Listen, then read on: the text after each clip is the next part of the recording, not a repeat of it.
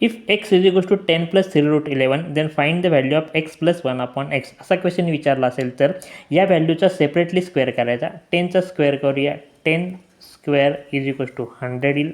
3√11चा square करूया, 3√11चा square, 3चा square आला 9, √11चा square आला 11 इज इक्वल्स टू 99. दोन्ही स्क्वेअरमधील डिफरन्स आहे 100 मायनस 99 इज इक्वल्स टू 1. दोन्ही स्क्वेअरमधील डिफरन्स 1 येत असेल तर एक्स प्लस 1/x विचारले म्हणून यातील मोठी संख्या जी आहे तिची डबल करायची. डबल करायची म्हणजे 2 मल्टिप्लाय करायचं, that is 2 × 10 is equals to 20. या क्वेश्चनचा आन्सर असेल ऑप्शन नंबर बी 20.